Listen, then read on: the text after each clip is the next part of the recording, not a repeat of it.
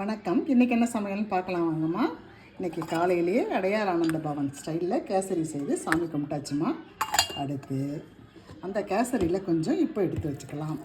சூப்பராக இருக்குது பாருங்கள், ஜம்முன்னு இருக்குது. அந்த ஸ்டைல் கேசரி அதில் கொஞ்சம் எடுத்து வச்சுக்கலாம்.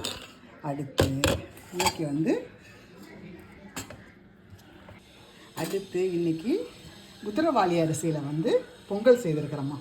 சூப்பராக ஜோராக செய்திருக்கிறோம். ரொம்ப நல்லா வந்திருக்கு. அது உடம்புக்கும் ஆரோக்கியம். சரி, ஒரு சேஞ்சாக இருக்கட்டும் அப்படின்ற மாதிரி இன்றைக்கி சிறுதானிய பொங்கல் குதிரைவாலி அரிசியில் செய்திருக்கிறோம்மா. ரொம்ப ஜோராக வந்திருக்கு பாருங்கள். 1க்கு 3 அளவுக்கு தண்ணி போட்டு செய்தோம்மா. இந்த மாதிரி குழைவாக வருமா. குக்கரில் தான்மா செய்தோம். அடுத்து இந்த குதிரைவாலி அரிசியம்மா நம்ம ஒரு 2 or 3 hours கண்டிப்பாக ஊற வைக்கணுமா. ஊற வச்சா தான் நல்லா மெத்துன்னு இருக்கும். அடுத்து இட்லி சாம்பார், புளி ஊற்றாத இட்லி சாம்பார்மா, டிஃபன் சாம்பார். அது கொஞ்சம் வச்சுருக்கோம், அதில் கொஞ்சம் எடுத்துக்கலாம்.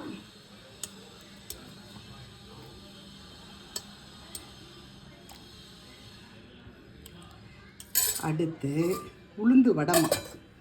உளுந்து வடை மிக்சியில் தான்மா அரைச்சோம். எவ்வளோ சாஃப்டாக இருக்குது பாருங்கள். போண்டா மாதிரி செய்தோம், மிக்சியில் தான் அரைச்சோம். இது மிக்சியில் அரைச்சா எப்படி அரைச்சாலும் அழுத்தமாக தான் இருக்குதுன்னு சொல்லுவீங்க.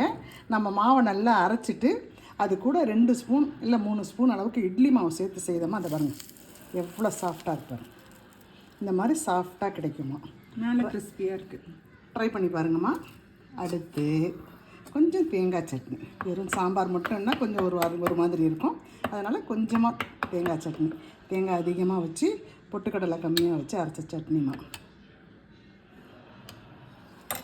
இவ்வளோதாம்மா இன்றைய சமையல். எங்கள் வீட்டில் இவ்வளோதாம்மா. குதிரைவாலி அரிசி பொங்கல், அடையார் ஆனந்த பவன் ஸ்டைலில் கேசரி, சாம்பார், டிஃபன் சாம்பார், உளுந்து வடை, பொட்டுக்கடலை தேங்காய் சட்னி. பிடிச்சிருக்கவங்க லைக் பண்ணுங்கள், ஷேர் பண்ணுங்கள், கமெண்ட் பண்ணுங்கள். தேங்க்யூ.